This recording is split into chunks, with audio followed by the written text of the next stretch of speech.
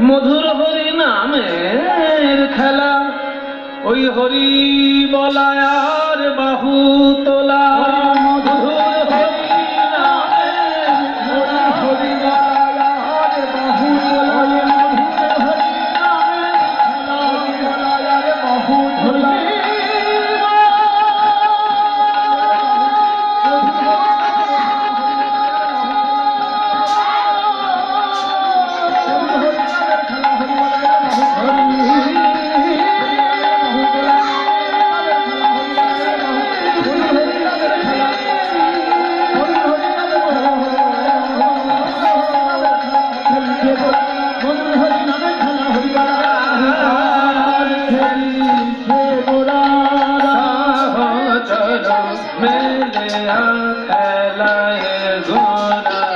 সহচর মেলিয়া খেলা আমার লোরা, সহচর মেলিয়া খেলা, সহচর মেলিয়া খেলায়, সহচর মেলিয়া খেলায়, সহচর মেলিয়া খেলা।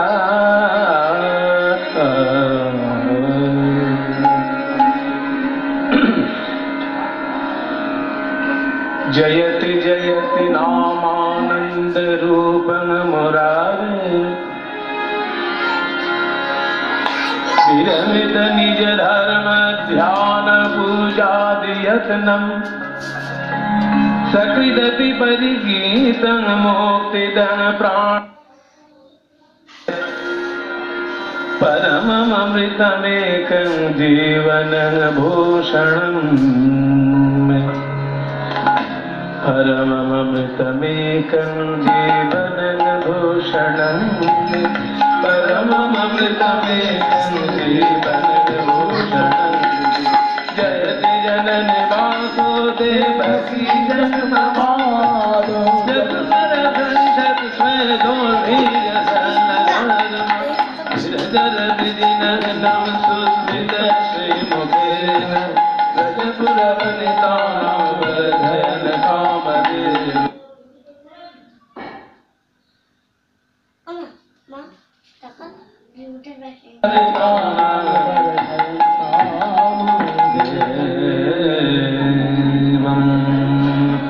জয়নিতাই।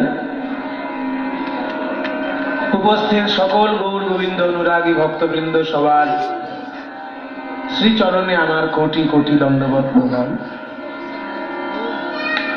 এই বনগা হরিদাস ঠাকুরের লীলাভূমি। চৈতন্য মহাপ্রভু হরিদাস ঠাকুর সম্পর্কে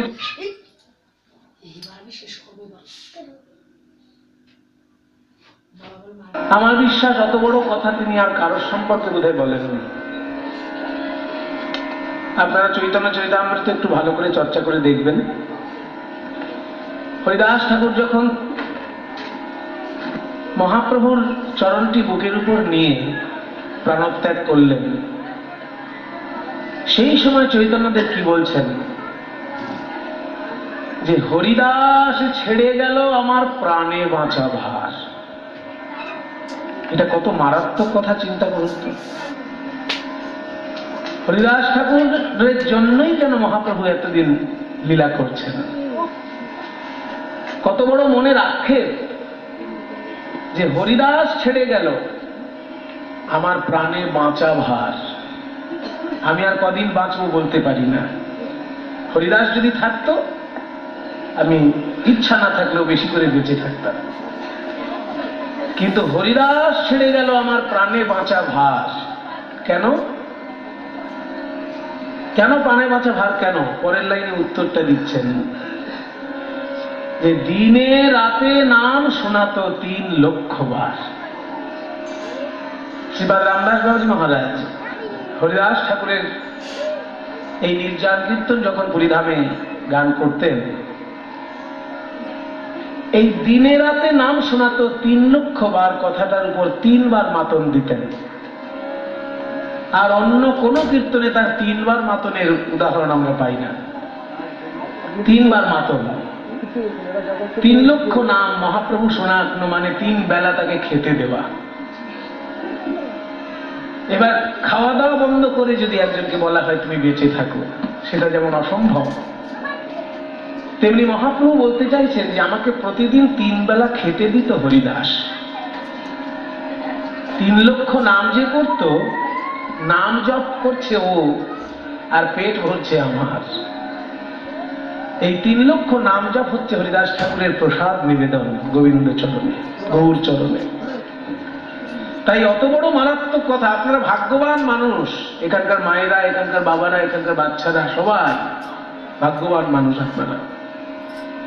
যে মানুষটি সম্পর্কে চৈতন্য মহাপ্রভু এত বড় কথা বললেন, সারা ভারতের নানা প্রান্তে তার নানা ভক্ত, তার ভক্তদের মধ্যে কেউ রাজা, কেউ জমিদার, কেউ আবার ভিখিরিও আছে, কেউ বিরাট পণ্ডিত, রাজা রামানন্দ রায়, জমিদার রঘুনাথ দাস গোস্বামী, আবার অতি দরিদ্র মানুষও আছে, শুক্লাম্বর ব্রহ্মচারী, যিনি ভিক্ষে করে খেতেন। তার ভিক্ষের ঝুলির ভিতর থেকে নিজে হাতে মহাপ্রভু ওই ঝুলির মধ্যে হাত ভরে দিয়ে চাল, ভিক্ষের চাল বার করে খেয়েছিলেন।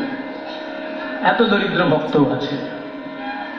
কাজে কোটিপতি, দরিদ্র, পণ্ডিত, মূর্খ, সমস্ত রকমের ভক্ত মহাপ্রভুর আছে, কিন্তু কারো সম্পর্কে এত বড় কথা কোনোদিন শোনা যায়নি। যে মহাপ্রভু বলছেন হরিদাস ছেড়ে গেল আমার প্রাণে বাঁচা ভার। কারণ দিনে রাতে নাম শোনাতো 3 লক্ষ বার। সেই জন্য হরিনামের মহিমা এই অঞ্চলের খুব মূল্যবান সম্পদ। যশোর জেলায় হরিদাস ঠাকুরের জন্ম। অবশ্য এখন সেটা যশোরের মধ্যে আর নেই। এই বনগা থেকে শুরু করে, বনগাটা কিন্তু মূলত যশোর, ওই জন্য এখানকার স্থানীয় মানুষ যখন কথা বলে কোথায় গেছিলে, এই ধরনের কথা বলেন। কোথায় গেছিলে এরকম কেউ বলেন না।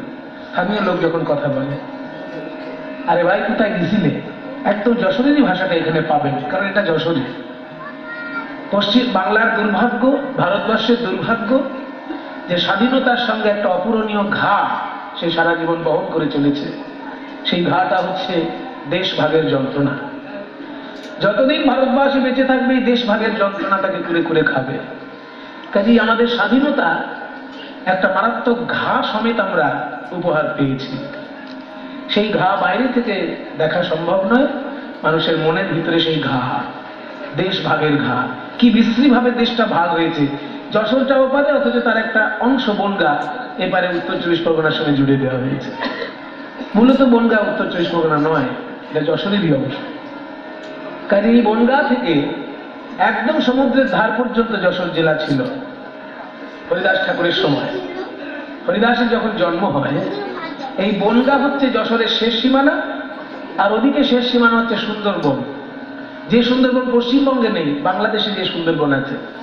আপনারা জানেন সুন্দরবনের দুটো টুকরো, 40% বাংলায়, 60% বাংলাদেশে। 40% পশ্চিমবঙ্গে, আর সুন্দরবনের 60%ই কিন্তু বাংলাদেশে। মানে বড় সুন্দরবন বাংলাদেশে আর ছোট সুন্দরবন পশ্চিমবঙ্গে। যে সুন্দরবনটা বাংলাদেশে আছে সমুদ্রের ধার পর্যন্ত, ওই পর্যন্ত যশোরের সীমানা।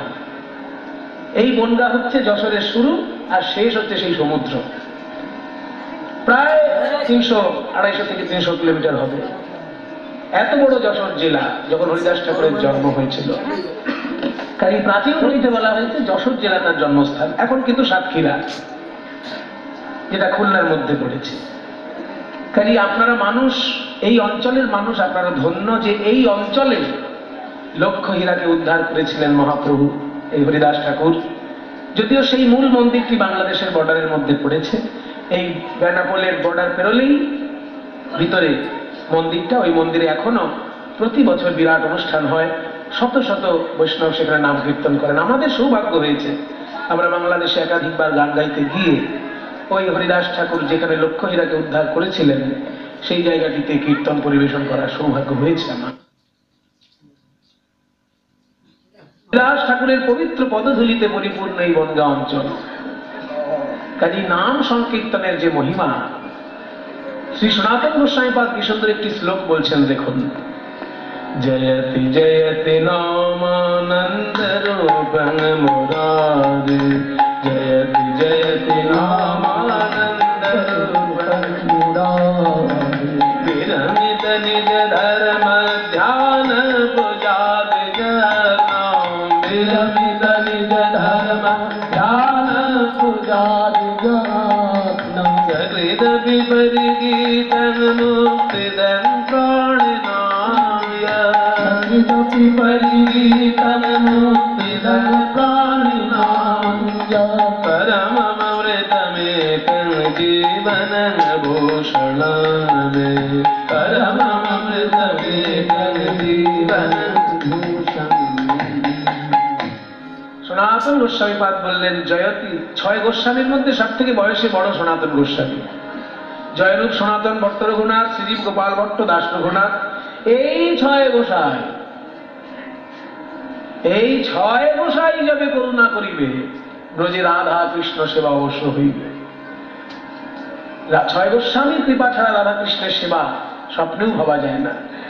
সেই 6 গোস্বামীর মধ্যে প্রথম, যদিও নামের দিক দিয়ে প্রথম রূপ গোস্বামী, কিন্তু বয়সের দিক থেকে সবার বড়, অভিজ্ঞতায় সবার বড়, সারা বাংলার যিনি প্রধানমন্ত্রীত্বের সিংহাসনে বসেছিলেন তিনি হচ্ছেন সনাতন গোস্বামীপাদ।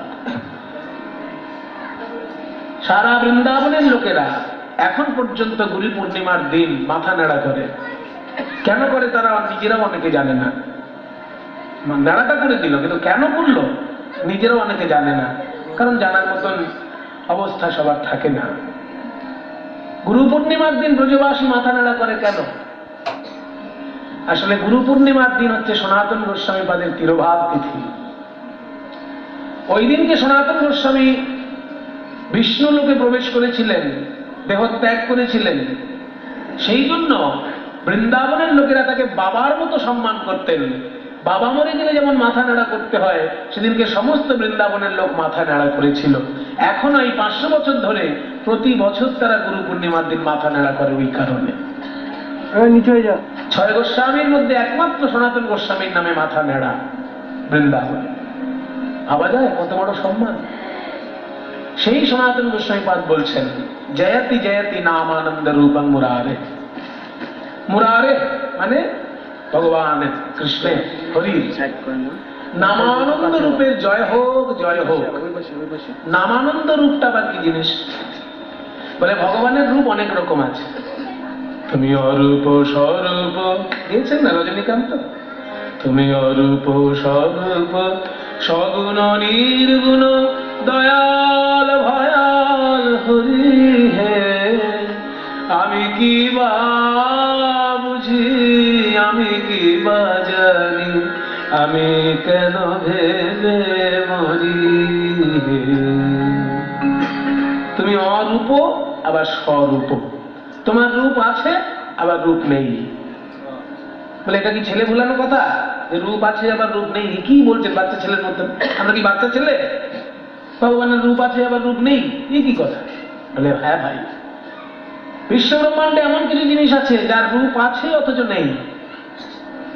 যেমন এখান থেকে আকাশ দেখলে আকাশের রং কি?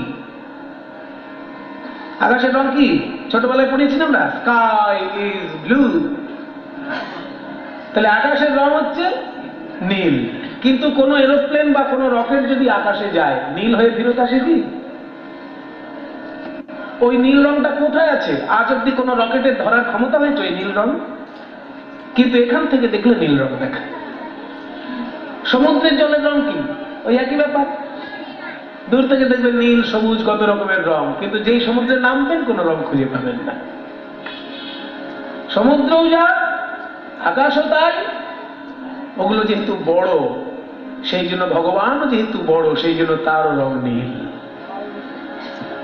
তাকে নীল দেখায়, কিন্তু তত্ত্ব দিয়ে যদি তাকে বিচার করো তাহলে আবার কেউ কেউ ব্রহ্মরূপে পরমাত্মা রূপে যখন তাকে আস্বাদন করবে তার মধ্যে কোনো রং পাবে না। তাই ভগবান একই সঙ্গে রং বর্ণময় আবার বর্ণহীন। তো যখন ভগবানের রূপ আছে তখন তার নানা রূপ, কখনো দয়াল কখনো ভয়াল। দয়াল রূপে তিনি গৌরাঙ্গ মহাপ্রভু, দয়াল রূপে তিনি বুদ্ধদেব, আবার ভয়াল রূপে তিনি নরসিংহ, আবার ভয়াল রূপে তিনি শূকর, বরাহ ভগবান। এইয়া বড় বড় দাঁত বেরিয়ে আছে, একজনকে যদি ওই দাঁত দিয়ে ফেলে দেয় বুড়ি করার কিছু নেই। তাহলে ভয়াল রূপে তিনি নরসিংহ, ভয়াল রূপে তিনি বরাহ, আবার দয়াল রূপে তিনি গৌরাঙ্গ মহাপ্রভু, দয়াল রূপে বুদ্ধদেব। দয়াল ভয়াল হরি হে, আমি কিবা বুঝি, আমি কিবা জানি, ঝগড়া করবো কেন তোমার রূপ নিয়ে? তুমি দয়ালও হতে পারো, ভয়ালও হতে পারো, তুমি রূপহীনও হতে পারো, রূপময়ও হতে পারো। তোমার মূর্তি থাকতেও পারে, মূর্তি নাও থাকতে পারে। তুমি যখন মূর্তিমান তখন তোমার নাম কৃষ্ণ, তখন তোমার নাম রাম, তখন তোমার নাম গৌরাঙ্গ। আবার তুমি যখন মূর্তিহীন তখন তোমার নাম হচ্ছে নামানন্দ, প্রেমানন্দ। হরিনাম করে যে আনন্দটা পাওয়া যায়, ওই আনন্দটা ভগবানেরই রূপ, মূর্তিহীন রূপ। তাই সনাতন গোস্বামীপাদ বলছেন যে মূর্তিমান ভগবানের জয়ধ্বনি তো অনেকে দেবেই, কিন্তু আমি মূর্তিহীন ভগবানের যে আনন্দময় রূপ, সেই রূপটাকে জয়ধ্বনি দিই। জয়তি জয়তি নামানন্দ রূপং মুরারে। হরি নামের মধ্যে এমন একটা আনন্দ আছে যে সেই আনন্দের কাছে অন্য কোনো আনন্দ কাজে লাগে না।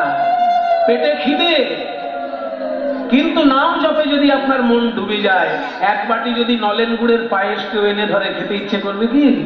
যদি ঠিক ঠিক নামের রস আপনি পেয়ে থাকেন, নামের রস যদি ঠিক ঠিক পেয়ে থাকেন, এক বাটি নলেন গুড়ের পায়েস আনলেও খেতে ইচ্ছে করে না, অথচ পেটে খিদে আছে। তাহলে কি আনন্দে আপনি মেতে আছেন যে নলেন গুড়ের পায়েস খেতে ইচ্ছে করছে না এই শীতকালে? ওই আনন্দটাই হচ্ছে ভগবানের রূপ, ওটাকে বলে নামানন্দ রূপ। জয়তি জয়তি নামানন্দ রূপ। মুরারি ভগবানের সেই নামানন্দ রূপের জয় হোক, জয় হোক। দাঁড়ান, একটা প্রশ্ন আছে গোস্বামীপাদ। আপনি তো বিরাট বড় পণ্ডিত, তা আপনি দুবার জয়ধ্বনি দিয়ে ফেললেন কেন? আমরা কি কালা? আমরা কি শুনতে পাই না? একবার জয় হোক বললে কি শুনতে পেতাম না? দুবার বলার কি দরকার? জয় হোক, জয় হোক। আপনার কথা সস্তা না আমরা কালা, কোনটা? আপনি বিরাট বড় পণ্ডিত বলে আমরা ছেড়ে দেবো না, আমরা জেনে নেবো পুরো পরিষ্কার ভাবে। আপনি প্রধানমন্ত্রী হতে পারেন, আমি তো সাধারণ একজন প্রজা। চৈতন্য মহাপ্রভু পর্যন্ত আপনাকে সম্মান করেছেন। মহাপ্রভুর ইচ্ছা ছিল সোজাসুজি মালদা থেকে বৃন্দাবনে যাবেন রাজপথে। আপনি মহাপ্রভুকে বারণ করেছেন যে রাজপথে বৃন্দাবনে না গিয়ে ঝাড়খণ্ডের মধ্যে দিয়ে জঙ্গলের পথে যান। আপনার কথা শুনে মহাপ্রভু রাজপথ ছেড়ে দিয়ে জঙ্গলের পথ ধরেছে। তাহলে এত বড় পণ্ডিত আপনি, সনাতন গোস্বামীপাদ, আপনি কেন এক কথা দুবার বলছেন? আপনার কথা সত্তা না আমরা কানে কালা? কি জন্য বলেছেন? শ্রীমদ্ ভাগবত যেখানে একবার জয়ধ্বনি দিয়েছে স্বয়ং কৃষ্ণকে, জয়তে জননী বাসুদেবকী জন্মবাদো, এই শ্লোকের মধ্যে একবার জয়ধ্বনি দিল কৃষ্ণকে। কই বললো না তো জয়তি জয়তি জননী বাস, সেখানে একবার জয়তি বলছে। আর আপনি কি এমন ভাগবতের উপর দিয়েও কথা বলছেন, দুবার জয়ধ্বনি দিচ্ছেন কৃষ্ণ নামকে, কেন? সনাতন গোস্বামীপাদ বলছে, শোনো ভাই, আমি কৃষ্ণের নামকে দুবার জয়ধ্বনি দিলাম, আমার কথাও সস্তা নয় আর তোমরা কালাও নয়। শ্রীকৃষ্ণের নাম তো একবার জয়ধ্বনি পাবেই, কারণ কৃষ্ণ যেমন ক্ষমতাশালী, কৃষ্ণের নামও ততটাই ক্ষমতাশালী। শাস্ত্রে বলেছে না, নাম চিন্তামণি কৃষ্ণ চৈতন্য রস বিগ্রহ পূর্ণ শুদ্ধ নিত্য মুক্ত অভিন্নতার নাম নামই না। ভগবানের সঙ্গে মানুষের পার্থক্য কি? প্রধানত চারটে: পূর্ণ, শুদ্ধ, নিত্য, মুক্ত। ভগবান হলেন পূর্ণ, আমরা অপূর্ণ, সেই জন্য আমাদের বিয়ে করতে লাগে। আমাদের সংসার না হলে নিজেকে সম্পূর্ণ মনে হয় না, একা থাকতে ভালো লাগে না, কারণ সবসময় আমার ভিতরে অভাব বোধ, আমি অপূর্ণ। আর তিনি পূর্ণ, তিনি যদি বিয়ে করেনও সেটা তার লীলা, তার দরকার বলে তিনি বিয়ে করেন না। তাহলে তিনি হচ্ছেন পূর্ণ, আমরা হলাম অপূর্ণ। তিনি হচ্ছেন শুদ্ধ, আমরা হলাম বিদ্ধ, মানে মায়ার দ্বারা বিদ্ধ। পূর্ণ শুদ্ধ, তিনি হলেন নিত্য, আমরা হলাম অনিত্য, আমাদের জন্ম আছে মৃত্যু আছে, তার নেই। তিনি হলেন মুক্ত, সমস্ত রকমের বন্ধন থেকে মুক্ত, আর আমরা সমস্ত বন্ধনে জড়ানো। এই চারটে হচ্ছে পার্থক্য ভগবানের সঙ্গে মানুষের। সেই জন্য ভগবানের যে কটা বৈশিষ্ট্য, তার নামেরও সেই কটা বৈশিষ্ট্য। ভগবান যদি বাঁ হাতে গিরি গোবর্ধন পর্বত তুলে ধরেন, ভগবানের নামও ইচ্ছা করলে বাঁ হাতে গিরি গোবর্ধন পর্বত তুলে ধরবে। ভগবান কালীয় দমন করেছেন, তার নাম যদি ইচ্ছা করে কালীয় দমন করে দিতে পারে। কিন্তু সাক্ষাৎ যেখানে কৃষ্ণ লীলা করছেন, সেখানে নাম অতটা নিজের ক্ষমতা দেখাতে চায় না। বুঝেছ? সেই জন্য ভগবানও যতটা ক্ষমতাশালী তার নামও ততটাই ক্ষমতাশালী, সেই জন্য একবার জয়ধ্বনি তার পাও না। কিন্তু দ্বিতীয় জয়ধ্বনিটা দিলাম কেন জানো? স্বয়ং ভগবান কৃষ্ণের থেকেও তার নামের করুণা বেশি, এই জন্য দ্বিতীয়বার জয়ধ্বনির নামকে দিলাম, কৃষ্ণকে দিলাম। কেন এত বড় কথা কেন বলছেন? বলবো না, শুধু আমি চোখে আঙুল দিয়ে দেখিয়ে দেবো। শ্রীমদ্ ভাগবত গীতা পড়া অভ্যাস আছে তো? ও মায়েরা কি করেন? ঠাকুর ঘরে শুধু তুলসী পাতা আর ফুল টুল দিয়ে মলাটগুলোকে মোটা করে রেখেছেন নাকি? চন্দন আর তুলসী পাতা দিয়ে মলাট মোটাই হয়ে যাচ্ছে, ভিতরে যে কি লেখা আছে আর খুলে দেখা হয় না। ওইরকম করবেন না। শ্রীমদ্ ভাগবত গীতা একটু মাঝে মাঝে পাতা উল্টে দেখবেন।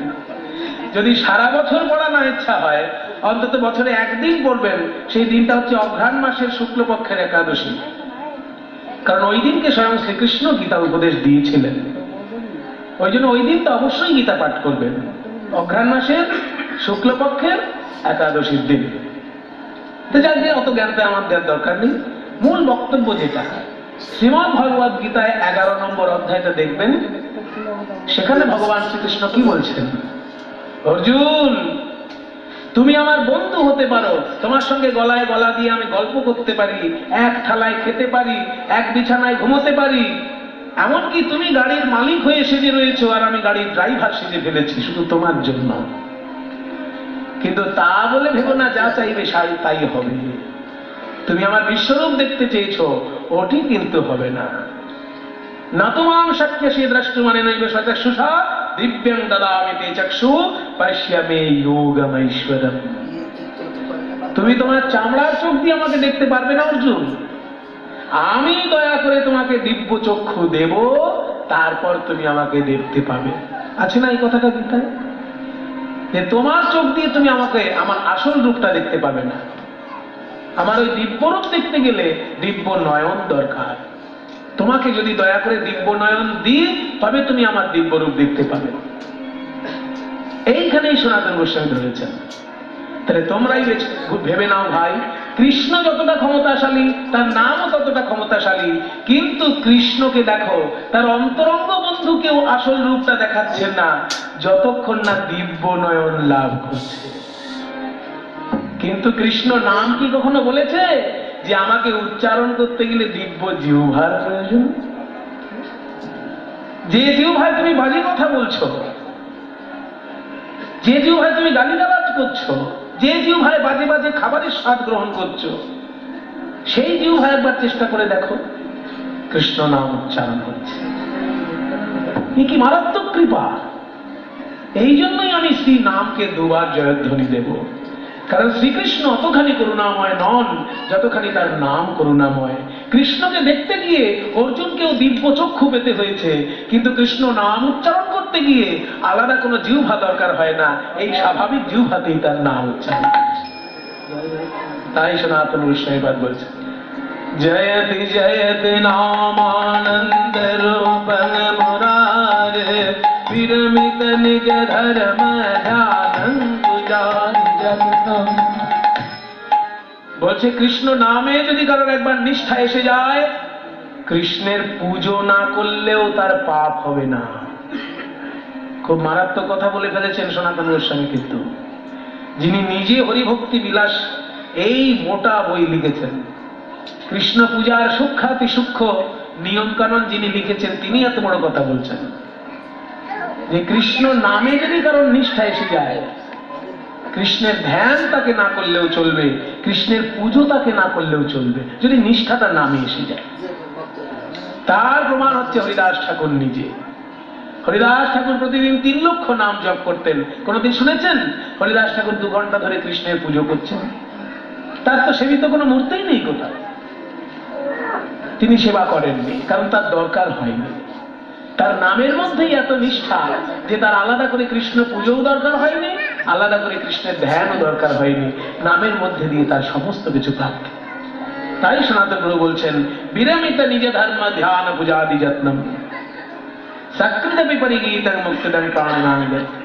একবার যদি কেউ নিষ্ঠা সহকারে হরিনাম গাইতে পারে, তার মায়ার বন্ধন থেকে মুক্তি ঘটে যেতে পারে। মুক্তিদান প্রাণিনাম ইয়ৎ এহেন পরমম অমৃতমেকং জীবনং ভূষণং মে। এহেন মূল্যবান যে অমৃত, শ্রেষ্ঠ অমৃত। দেখুন সনাতন গোস্বামী পাদ অমৃতের আগে আবার বিশেষণ দিচ্ছেন। অমৃতের আগে কখনো বিশেষণ হয়? অমৃতটা আসল অমৃত অমৃতই, তার আবার পরম অমৃত অধম অমৃত কিছু আছে নাকি?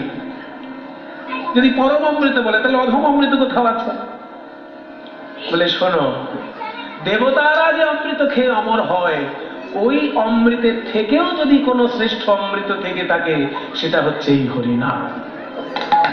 তাই সনাতন গোস্বামী অমৃতের আগে পরম শব্দটা দিয়েছেন।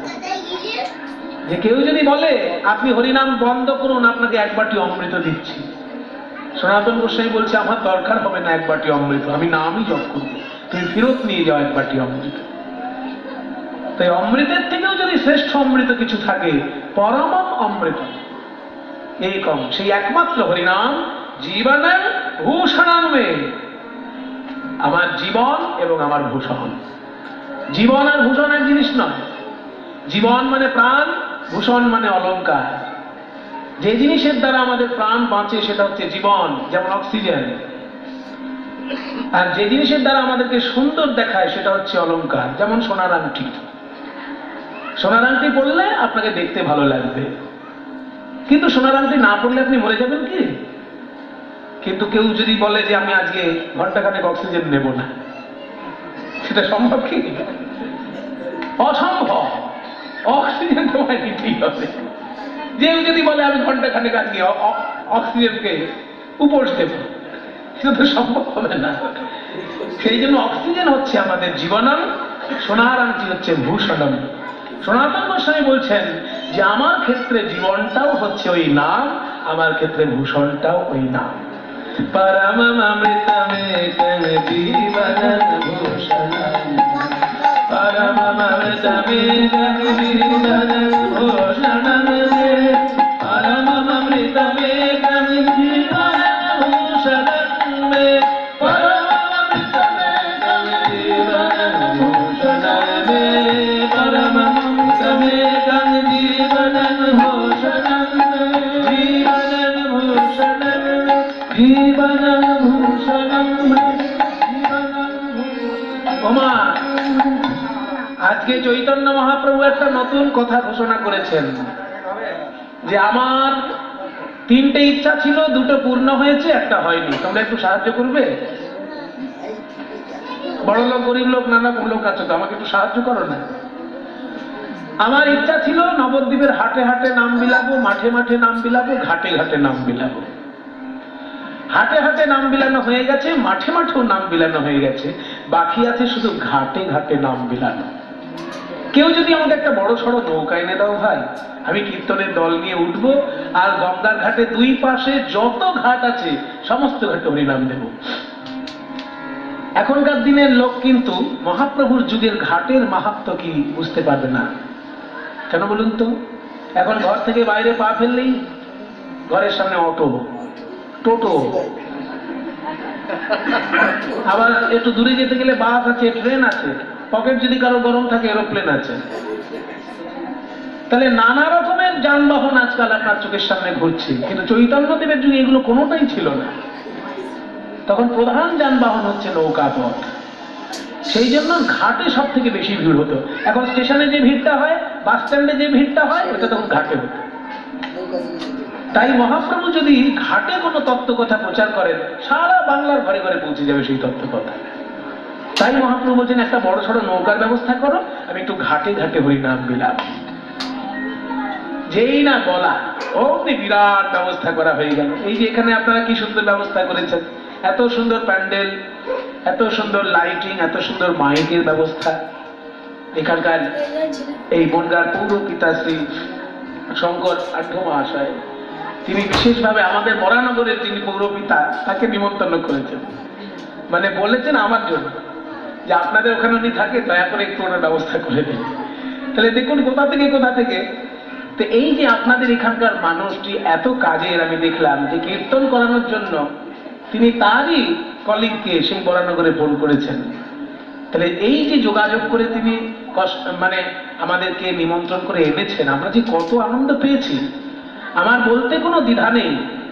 আমার চোখের সামনে আমি তো অনেকগুলো ইতিহাস দেখলাম, কিন্তু আমার জ্ঞানে সরকারি খরচায় কীর্তনের অনুষ্ঠান আমি আগে কোনোদিন দেখিনি। এই গত 2014 খ্রিস্টাব্দে দেখলাম শ্রী মমতা বন্দ্যোপাধ্যায়ের পরিচালনায় সরকারি খরচায় নবদ্বীপে 4 দিন ব্যাপী কীর্তন উৎসব হয়েছে।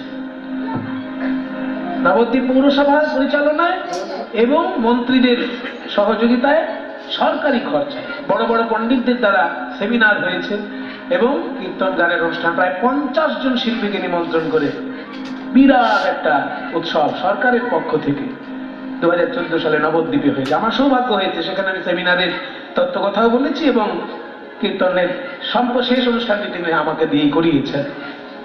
আরো একটা জিনিস, এইবারেই শ্রী সরস্বতী দাস মহাশয়াকে, আমাদের কীর্তন জগতের আমাদের বরিষ্ঠ কীর্তন গুরুদের মধ্যে তিনি একজন, সরস্বতী দাস মহাশয়া, যিনি হরিদাস কর মহাশয়ের সুযোগ্য শিষ্যা, সত্যিকারের কীর্তন জানা মানুষ যিনি সরস্বতী দাস, তাকে মমতা বন্দ্যোপাধ্যায় এই বছরে 1 লক্ষ টাকা পুরস্কার দিয়েছেন।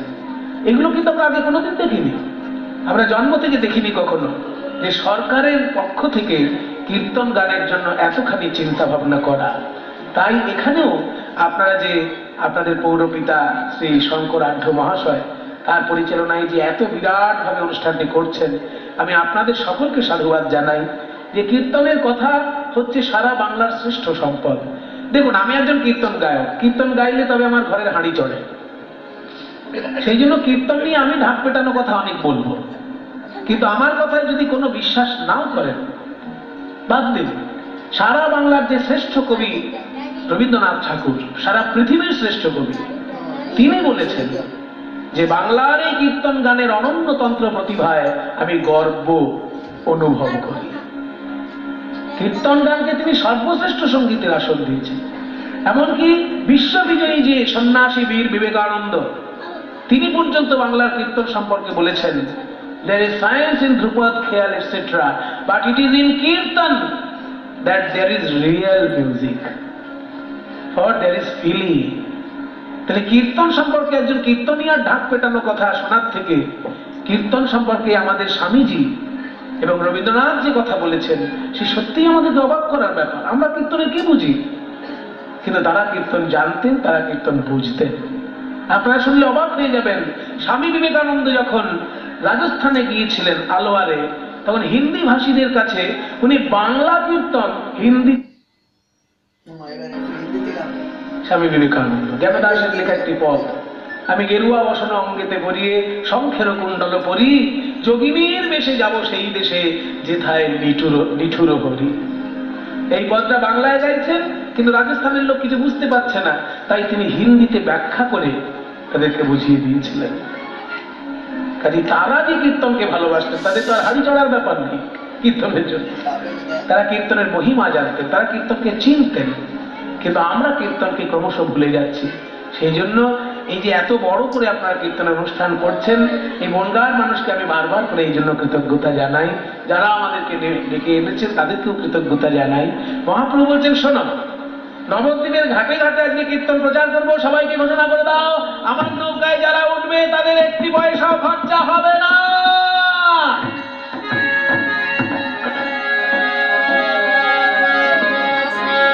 একটি পয়সাও খরচা হবে না। মায়েরা কিছু মনে করবেন না, খরচা যদি করতে না হয় দেখবেন সেখানে লোকের ভিড় সামলানো যায় না। হঠাৎ যদি পশ্চিমবঙ্গ সরকার বলে বনগাঁ থেকে যেসব ট্রেন কলকাতায় যাবে কাউকে টিকিট কাটতে লাগবে না, দেখবেন ট্রেনগুলোর অবস্থা কি হয়, পারলে ছাদের উপর চেপে যায়, এইরকম হয়ে যায়। এমনিতেই বনগাঁ ট্রেনের সাংঘাতিক, সেই সুরদাসের কমিক পর্যন্ত বেরিয়ে গেছে, তাই না? তারপর আবার ছাদের উপর চেপে যাবে যদি বিনা টিকিটে যেতে হয়। সেই জন্য মহাপ্রভু বলেছেন বিনা পয়সা পারাপার। আর বাবা, কোথায় ছিল লোক? 100 লোকের নৌকায় 150 লোক উঠে হাজির, 1000 লোকের নৌকায় 1500 লোক উঠে। আর তখন নৌকার অবস্থা কি? ডুবু ডুবু অবস্থা। তাই পদকর্তা বলছেন, ডুবু ডুবু করে না তার সঙ্গে বহায়ে সমবায়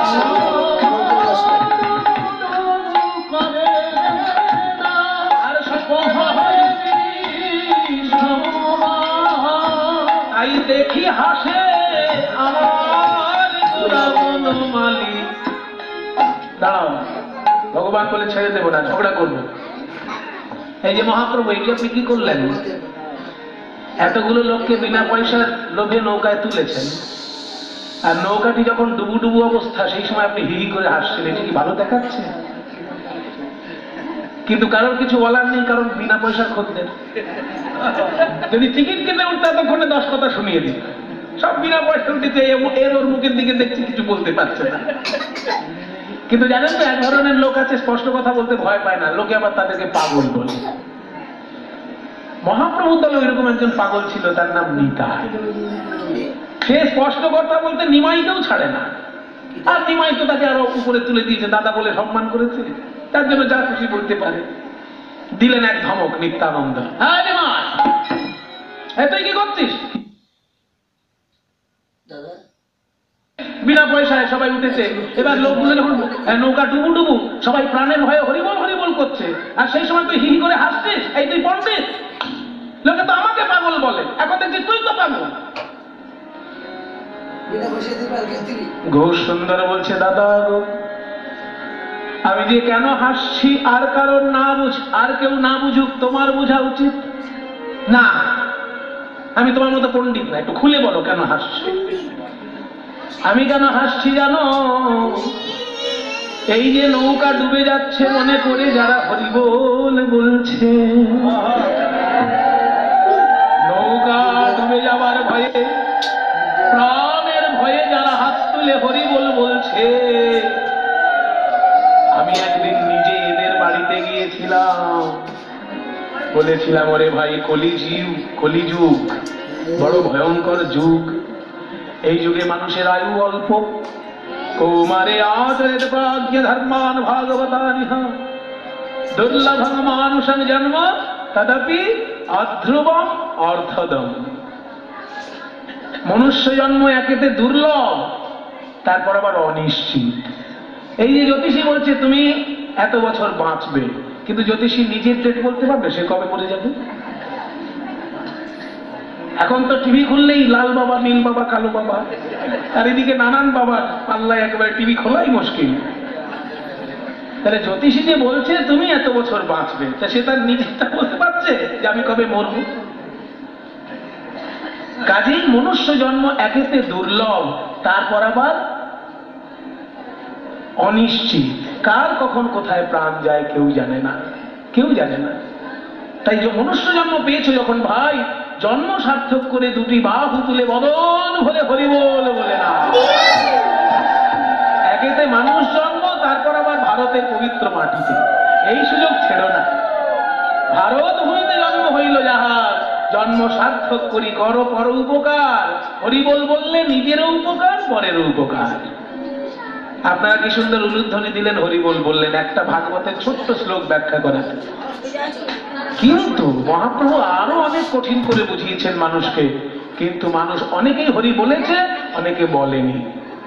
তাই মহাপ্রভু বললেন, আমি হরিবোল বলাবই, শাস্ত্রযুক্তিতে যদি না বলে অন্য উপায়ে বলাবো। তাই বিনা পয়সার প্রচার করেছিলাম, যে বিনা পয়সার কথা শুনলে যারা হরিবোল বলেনি তারাও তো নৌকায় আসবে, আর নৌকা ডুবে যাচ্ছে দেখে প্রাণের ভয়ে দেখবে তারাও হচ্ছে। তাই যারা হরিবোল বলেনি তারাও নৌকায় উঠেছে, আর নৌকা ডুবু ডুবু অবস্থা দেখে ওরা ভাবছে যে বাবা এমনি তো সাঁতার কেটে তো বাঁচতে পারবো না, তো হরিবোল বললে যদি বেঁচে যায়, সেই জন্য তারাও হরিবোল বলছে। তো সুন্দর বলছে, দাদা আমার তাই হাসি পেয়েছে, এরা প্রাণের ভয়ে হরি বলছে, এরা প্রাণের ভয়ে হরি বলছে। যখন পায়ে ধরেছি কেউ বলে না, ভয়ে হরি বলছে।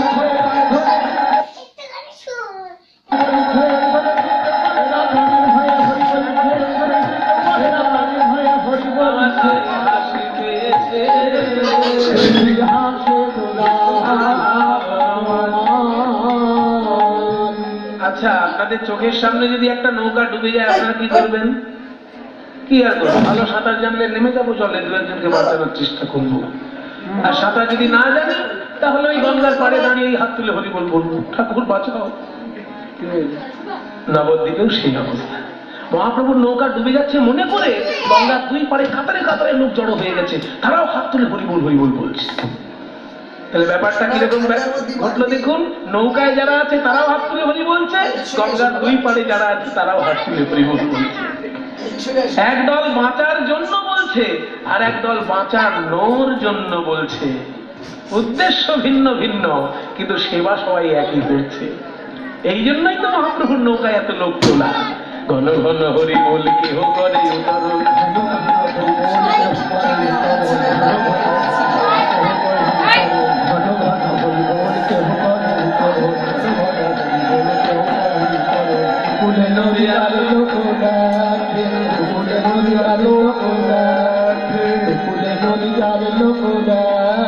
ভুবন মোহন নাইয়া দেখিয়া বিবশ হইয়া, যুবতী ভুলিল লাখে লাখে, নদিয়া নাগরিকগণ মহাপ্রভুর এই রূপ দর্শন করে একে অন্যকে বলছে, ও নাগরী, নবদ্বীপে জন্ম নিয়ে অনেক নাবিক দেখলাম, কিন্তু এমন নাবিক দেখি নাই, এমন নাবিক দেখি নাই, দেখি নাই, এমন নাবিক দেখি নাই, এমন নাবিক দেখি নাই, এমন নাবিক দেখি নাই, এমন নাবিক দেখি নাই, এমন নাবিক দেখি নাই, এমন নাবিক দেখি নাই, এমন নাবিক আছে বলে শুনি নাই, এমন নাবিক দেখি নাই, আছে বলে শুনি নাই, এমন নাবিক দেখি নাই, এমন নাবিক আছে বলেও শুনি নাই, যার নাম নিলেই হার হয়, আছে বলে শুনি নাই, নাম নিলেই হার হয়, আছে বলে শুনি নাই, এমন নাবিক আছে বলে শুনি নাই, এমন নাবিক আছে বলে শুনি নাই, নাম নিলেই হার হয়, যুবতী ভুলিল লাখে লাখে, জগজনচিত জোর সুন্দর গৌর সুন্দর মন, যা করে তাহাই পরতেখো, যা করে তাহাই পরতেখো, পরতেখো মানে প্রত্যক্ষ। ওই 500 বছর আগে শুধু মহাপ্রভু নৌকো নিয়ে গঙ্গায় ঘুরেছেন তা নয়, এখনো তো তিনি সেই লীলাই করছেন, তা নাহলে এত কীর্তন হচ্ছে কেন চারিদিকে? তিনি এখনো ঘুরছেন দাঁড়ে দাঁড়ে হরিনামের ডালি নিয়ে। আজও তো ঘটে ভাই, আজও তো ঘটে ভাই, লীলা করে নদের নিমাই, আজও তো ঘটে ভাই, লীলা করে নদের নিমায়, আজও তো ঘটে ভাই, অদ্যাপি সেই লীলা করে গোরারায়, সেই লীলা করে গোরারায়, কোন ভাগ্যবানে দেখিবারে পায় লীলা, আজও তো দেখছো না কিরাম শুনে গাচ্ছে, ভাগ্যবানে দেখিবারে পায় লীলা, আজও তো ঘটে ভাই,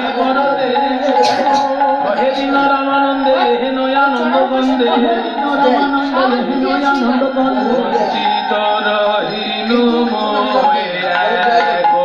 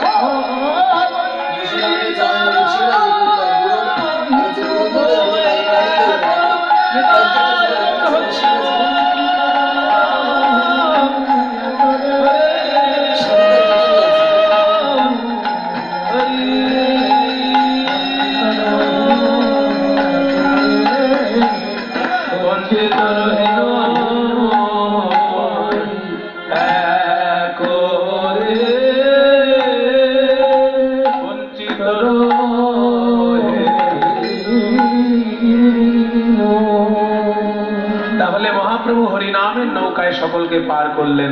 চলুন আমরা বৃন্দাবনে গিয়ে দেখি কেমন করে প্রাণ গোবিন্দ সকলকে তত্ত্বের নৌকার উপরে পার করছেন, তত্ত্বপূর্ণ নৌকার উপরে পার করবেন। চলুন বৃন্দাবনে যাই, একটা হিন্দি ভজন গাইব। হ্যাঁ, তবে এই হিন্দি ভজনটা কিন্তু খুব মূল্যবান ঐতিহাসিক ভজন। এই টিভিতে দেখতে পাচ্ছেন ঐতিহাসিক ভজন এই জন্য বললাম, স্বামী বিবেকানন্দ যখন রাজস্থানের রাজাকে দীক্ষা দিয়েছিলেন, রাজস্থানের রাজা অজিত সিংহ স্বামী বিবেকানন্দের শিষ্য ছিলেন। তো গুরুদেব গান বাজনা ভালোবাসেন শুনে তিনি স্বামীজির গান শোনানোর ব্যবস্থা করেছিলেন। সেই যুগে সব থেকে বড় বাইজিকে ডেকে এনে গানের ব্যবস্থা করেছিলেন। কিন্তু স্বামী বিবেকানন্দ নারী কণ্ঠে কখনো গান শুনতে পছন্দ করতেন না, কারণ স্বামীজি ব্রহ্মচর্যকে খুব সম্মান দিতেন। স্বামীজির বিশ্বাস ছিল যে নারী কণ্ঠে গান শুনলে ব্রহ্মচর্যের ক্ষতি হবে, তাই তিনি নারী কণ্ঠে গান শুনতেন না বা পছন্দ করতেন না। এবার বাইজির গান হবে শুনে স্বামীজি তো রেগে আগুন, যে আমি একজন সন্ন্যাসী আর আমার সামনে বাইজির গান হবে। ঠিক আছে রাজা, তুমিই শোনো, আমি চললাম। বিশ্রাম নিতে উনি উপরে উঠে যাচ্ছেন। এবার বাইজি তখন, বাইজির নাম ছিল ময়নাবাই, খুব বিখ্যাত, সেই যুগে সারা ভারতের শ্রেষ্ঠ বাইজি। তো তিনি মনে মনে ভাবলেন যে সারা জীবন রাজা জমিদাররা আমার গান শুনেছে, আজকে এক মহাপুরুষ আমার গান শুনবেন ভাবলাম, কিন্তু উনি তো আমাকে অবজ্ঞা করেই চলে যাচ্ছেন। যাক, দেবতা গ্রহণ করুক বা না করুক, আমি আমার পূজার ডালি সাজিয়ে রাখি। এই ভেবে বাইজি গান শুরু করে দিল, এই সেই ভজন। এবং এই গানটির এমন তত্ত্বার্থ, মর্মার্থ, যে স্বামীজি আর বিশ্রাম নিতে পারলেন না, উপর থেকে নেমে এসে পুরো গানটা শুনেছিলেন। তারপর যা করেছেন গানের শেষে বলব, প্রভুজি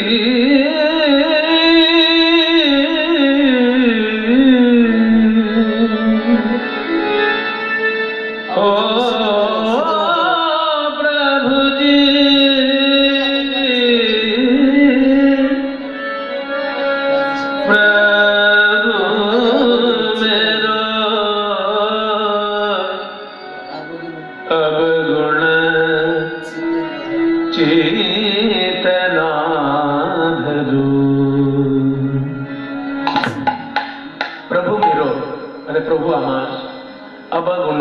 মানে গুণের উল্টো দোষ, চিতে না ধরো, মনের মধ্যে আর রাখার জায়গা নেই।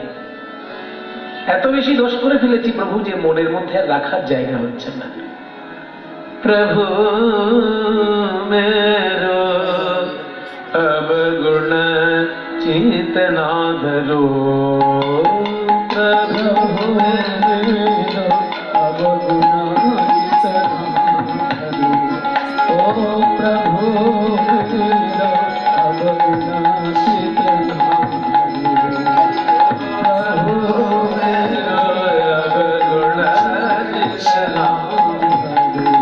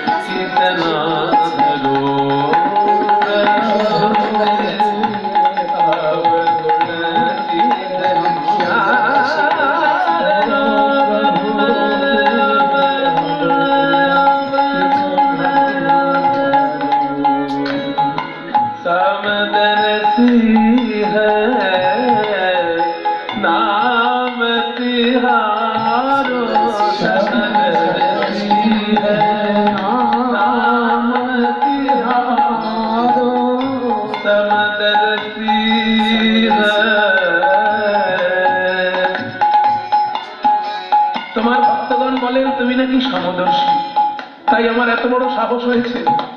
আমার ভেতরে দোষ এত বেশি, দোষ রাখার জায়গা নেই, কিন্তু শুনেছি তুমি সমদর্শী, তাই ভক্তকে তুমি যেমন কৃপা করবে এই অভক্তকেও তুমি কৃপা করবে, এই আশা নিয়ে এসেছি। समदर्शी है नाम तिहारो, चाहे तो पार करो, चाहे तो पार करो। प्रभु मेरे आवाज़ना, प्रभु मेरे आवाज़ना, प्रभु मेरे आवाज़ना, प्रभु मेरे आवाज़ना, प्रभु मेरे आवाज़ना।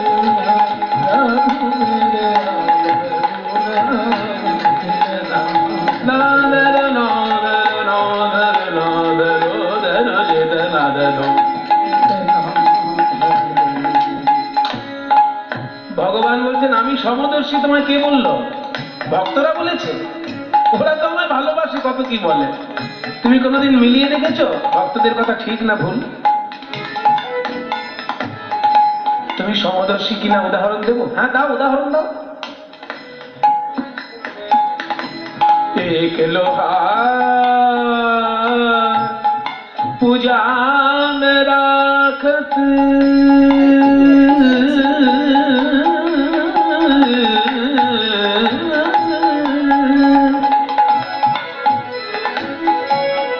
একটা লোহার কাটারি পুজোর মন্দিরে আছে, ঠাকুরের ফল আমানি করছে। আরেকটি লোহার কাটারি ব্যাধের ঘরে আছে, নির্বিচারে পশু পাখি হত্যা করছে। একটা কাটারি পুণ্য করছে আর একটা কাটারি পাপ করছে। দুটো কাটারি যখন পরশ পাথরের কাছে যায়, পরশ পাথর কি বলে? আমি শুধু মন্দিরের কাটারিকে সোনা করব, আর ওই ব্যাধের কাটারিকে সোনা করব না। পরশ পাথরের সৃষ্টিকর্তা তুমি, তুমিও নিশ্চয়ই সমদর্শী। এক লোহা পূজা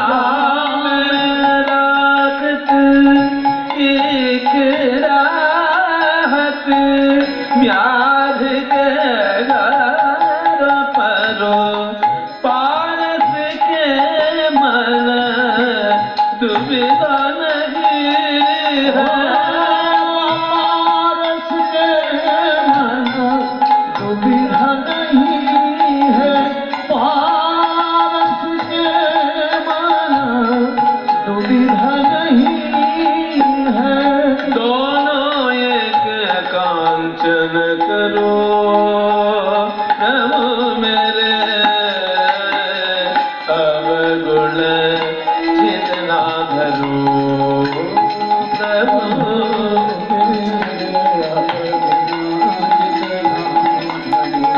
ओ प्रभु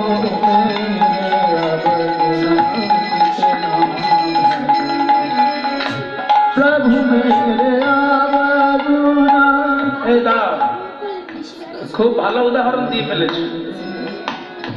পরশ পাথর মন্দিরের কাটারিকে সোনা করছে, মাংসের দোকানের কাটারিকেও সোনা করছে। পরশ পাথর সমদর্শী, আর ওর সৃষ্টিকর্তা আমাকে ধরে নিয়েছো, আমিও সমদর্শী। তা পরশ পাথর যদি উদাহরণ দিয়ে ফেললে, কোনোদিন চোখে দেখেছো পরশ পাথর? উদাহরণ তো দিয়ে দিল। এই যারা কীর্তন শুনছেন, কেউ দেখেছেন পরশ পাথর? আর যে গাইছে সে দেখেছে? তাহলে এই উদাহরণ দেওয়াও যে না দেওয়াও তাই। কোনোদিন কেউ দেখতেই পাবে না, সে উদাহরণ দিয়ে কি লাভ? এমন একটা উদাহরণ দাও যে সবাই মিলিয়ে নিতে পারবে। বলে হ্যাঁ, এবার তাই দিচ্ছি। एक नदिया एक नदिया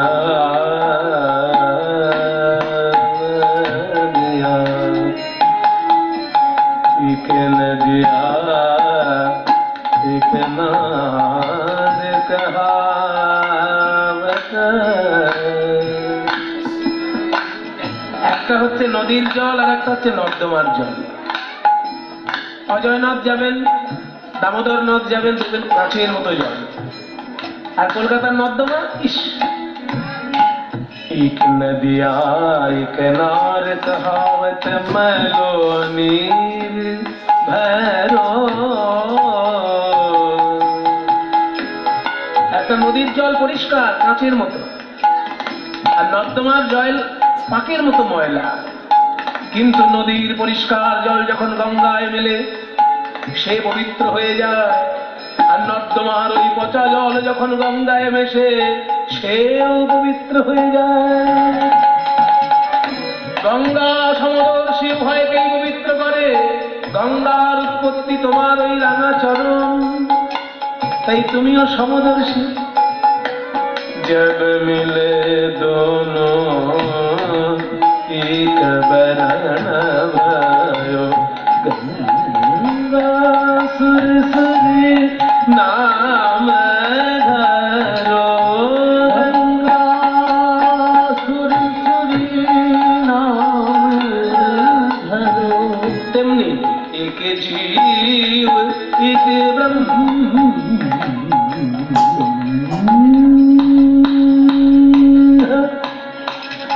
ब्रह्म ब्रह्म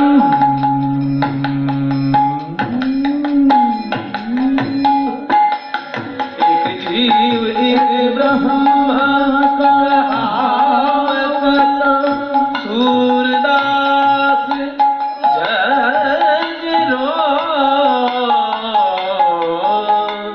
एक जीव एक ब्रह्म कहावत सूरदास झगड़ो।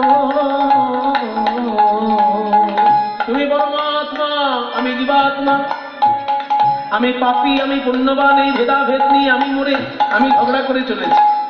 আমি ছোট আর বড়, পাপী পুণ্যাত্মা, এইসব নিয়ে ঝগড়া করে মরছি। কিন্তু তুমি তো ভগবান, তুমি তো সর্বজ্ঞ, আর যে সব জানে তার কাছে কোনো ভেদাভেদ থাকে?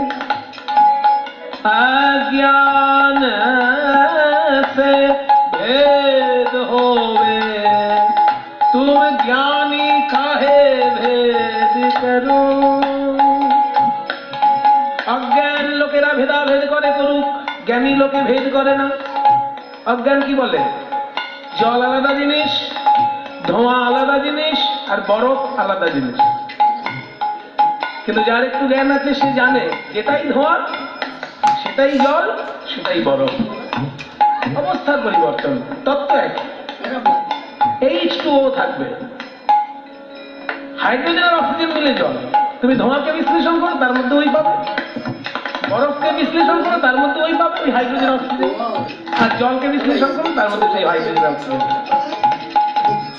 অজ্ঞানের কাছে ভেদাভেদ, কিন্তু জ্ঞানীর কাছে কোনো ভেদাভেদ নাই।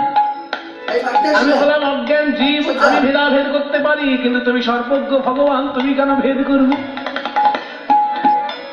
এই গানের মধ্যে দিয়ে একই সঙ্গে বিবেকানন্দকেও বলা হচ্ছে কিন্তু যে আমি একটা বাইকি সাধারণ মানুষ, আমি ভেদাভেদ করতে পারি, কিন্তু তুমি এত বড় পণ্ডিত সন্ন্যাসী, তুমি কেন ভেদাভেদ করতে? अज्ञान से भेद होवत है, तुम ज्ञानी काहे भेद करो, भेद करो, भेद करो। प्रभु मेरे अवगुणा, प्रभु मेरे अवगुणा, प्रभु मेरे अवगुणा, प्रभु मेरे अवगुणा, प्रभु मेरे अवगुणा, प्रभु मेरे अवगुणा।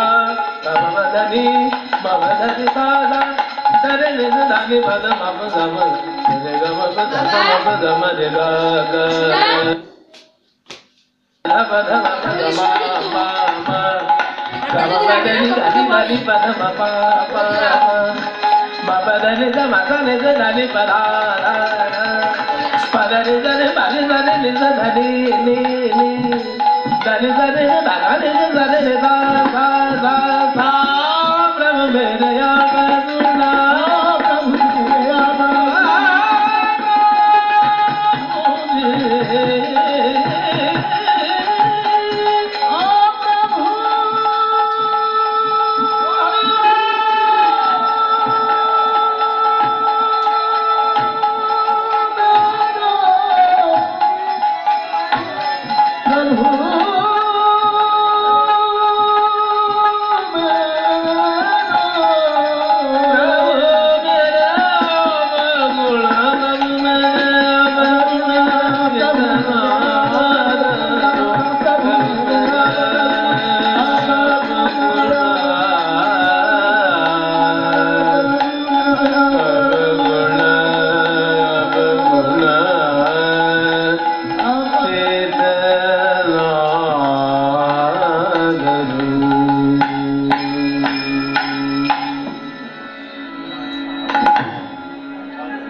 এই গান যখন বাইজি সম্পূর্ণ করলেন, স্বামী বিবেকানন্দ কি করলেন জানেন?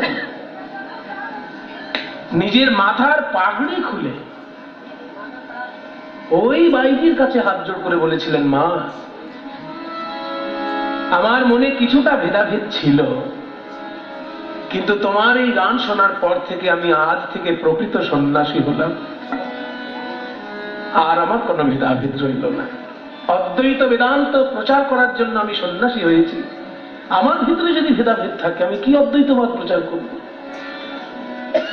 বাইজির এই গান শুনে সেদিনকে স্বামীজি তাকে শ্রদ্ধা জানিয়েছিলেন মাথার পাগড়ি খুলে। তা না হলে এরা মহৎ হবে কি করে? যে মহৎ, সে আর একজনের মহত্বকে সবসময় গুরুত্ব দেয়, শ্রদ্ধা করে। তাই স্বামীজির জীবনে ঐতিহাসিক গান এইটি। এটা ভারতবর্ষের একটি শ্রেষ্ঠ সঙ্গীত। আজকে আমরা বৃন্দাবনে প্রবেশ করেছি। প্রাণ গোবিন্দ খেলা করতে এসেছেন যমুনার ধারে। দাদা বলায় খুব ক্লান্ত হয়ে শুয়ে পড়েছেন, আর দেখছেন শ্রীকৃষ্ণ, এই আমার সুযোগ, এই ফাঁকে আমাকে মধুর রসের লীলাটা করে নিতে হবে। দাদা জেগে গেলে আর হবে না। তাই সুবলকে বলছে, সুবল, আমার দাদা ঘুমিয়ে আছে, দেখিস তোরা জাগিয়ে দিস না, আমি একটু যমুনার তীরে যাচ্ছি, জল খেয়ে চলে আসবো। তাহলে তোরা আমার গরু বাছুর দেখ, আমি একা চললাম। সখাগণ সঙ্গ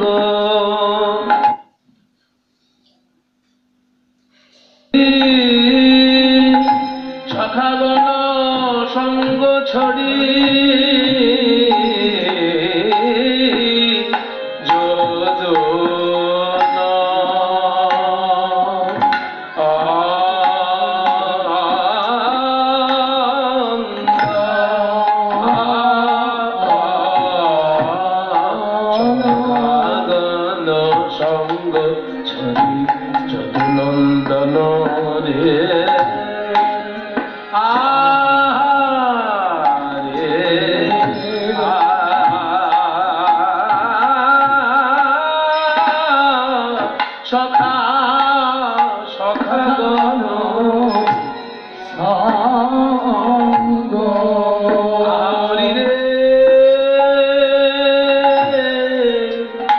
গোবিন্দ আমার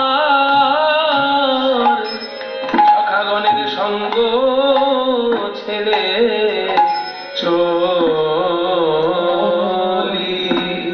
চলিল গো ও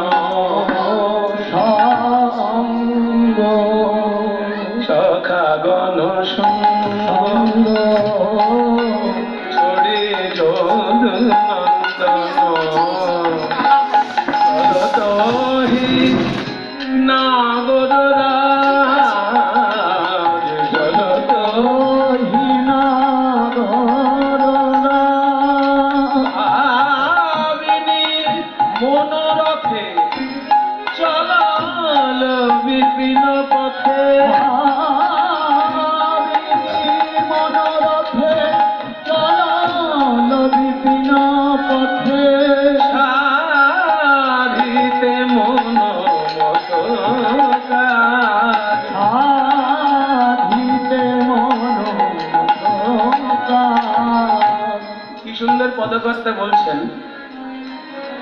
সখাগণ সঙ্গ ছড়ি যদুনন্দন চলত হি নাগররা। কিভাবে যাচ্ছেন? ভাবিনী মনোরথে। মহাভাব স্বরূপিনী রাধারানীকে যেন মনোরথে আরোহণ করিয়ে চলেছেন। গোবিন্দের মনোরথে মহাভাব স্বরূপিনী রয়েছেন, এইভাবে চলেছেন। এবার অন্যদিকে আবার অর্থ করা যায়, মনোরথে, মনের রথে চলেছেন। এই খোকা, মনের রথ খুব মূল্যবান রথ। এই মনকে যদি একবার ঠিকঠাক করে বলা যায়, ওরে আমার মন, আমাকে একটু বৃন্দাবনে নিয়ে চলতো, দেখবেন পয়সা খরচা হবে না আর সময়ও নষ্ট হবে না, আপনি চলে যাবেন বৃন্দাবন। একটু চোখ বন্ধ করে ভাবুন, যমুনা তীর, সেই ইমলিতলা যেখানে মহাপ্রভু বসেছিলেন তেঁতুল গাছের নিচে, যমুনার ধার ধরে এগিয়ে আসুন সেই কালীদহ ঘাট যেখানে কালীও দমন করেছিলেন কৃষ্ণ। সব চোখের সামনে ভাসবে যদি একটু মনকে বলার মতো বলতে পারেন, ওরে আমার মন, আমাকে একটু নিয়ে চলতো বৃন্দাবন।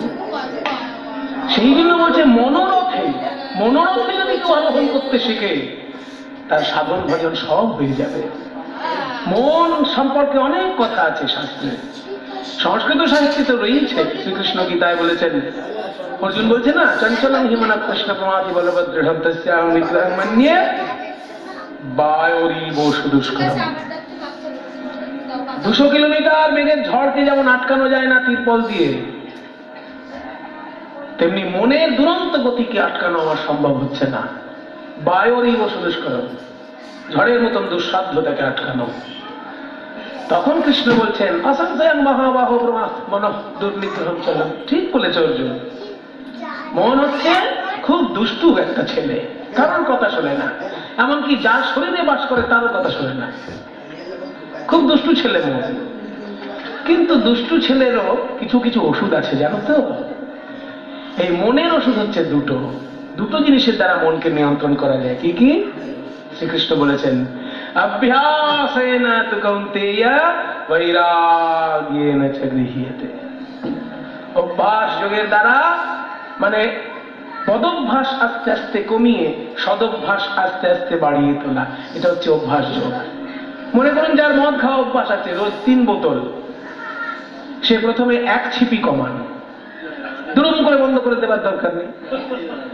আজকে 1 ছিপি কমান, 1 মাস 1 ছিপি কম খান, 2 বোতল, 1 ছিপি কম, 3 বোতল খান। তারপরের মাসে 2 ছিপি কমিয়ে দিন। আর কীর্তন শুনতে বসেন যদি 10 মিনিট, তাহলে সেটা 15 মিনিট করে দিন। ওদিকে আস্তে আস্তে কমছে আর এদিকে আস্তে আস্তে বাড়ছে। পদভ্যাস আস্তে আস্তে কমিয়ে সদভ্যাস আস্তে আস্তে গড়ে তোলা, একে বলে অভ্যাস যোগ। এটা যদি কেউ করতে পারে, তার মন নিয়ন্ত্রণে এসে যাবে। কি সুন্দর কথা বলেছেন শ্রীকৃষ্ণ গীতায়। তাই ভাবিনি মনোরথে। আরেকটা কি বৈরাগ, আরেকটা কি মনের নিয়ন্ত্রণের ওষুধ? বৈরাগ্য। মাখি সর্বঙ্গে ভক্ত পদ ধুলি, কাঁধে লয়ে চির বৈরাগ্যের ঝুলি, পিব প্রেম বারি 2 হাতে তুলি, অঞ্জলি অঞ্জলি প্রেম যমুনার। প্রেমে পাগল হয়ে হাসিব কাঁদিব,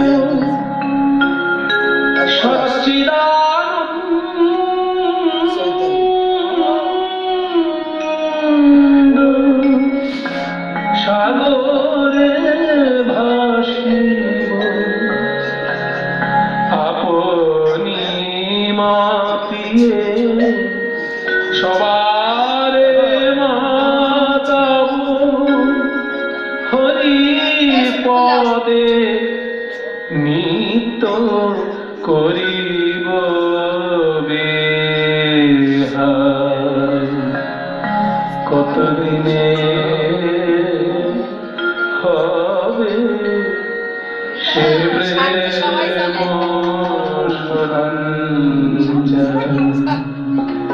কবে হয়ে পূর্ণ বলবো হরি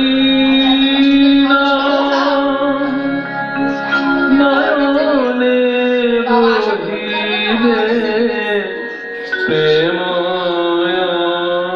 শ্রুধার, কতদিনে হবে সে প্রেম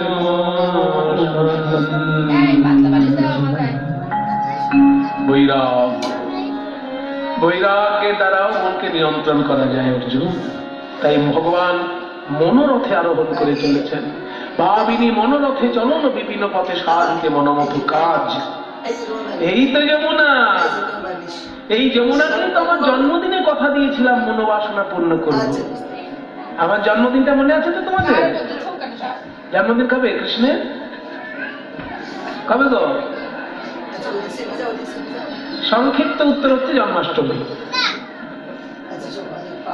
আর পরিষ্কার উত্তর হচ্ছে ভাদ্র মাসের কৃষ্ণপক্ষের অষ্টমী। সেদিনকে ভগবান শ্রীকৃষ্ণ জন্ম নিয়েছিলেন কংসের কারাগারে। আজকে কৃষ্ণের জন্মদিনে উলুধ্বনি শঙ্করধ্বনিতে সারা পৃথিবী ব্যাপ্ত, আর সেই দিনকে কিন্তু উলুধ্বনি দেবার মতো কেউ ছিল না। অন্ধকার কারাগারে জন্ম নিলেন ভগবান শ্রীকৃষ্ণ, নিজের অঙ্গের জ্যোতিতে আলোকিত করে তুললেন সেই কারাগার। জন্ম নিয়ে বলছেন পিতাকে, বসুদেব আমাকে নিয়ে চলো নন্দালয়ে। নন্দালয়ে যখন নিয়ে চলেছেন কৃষ্ণ যমুনার তীরে এসে থমকে দাঁড়ালেন ভগবান।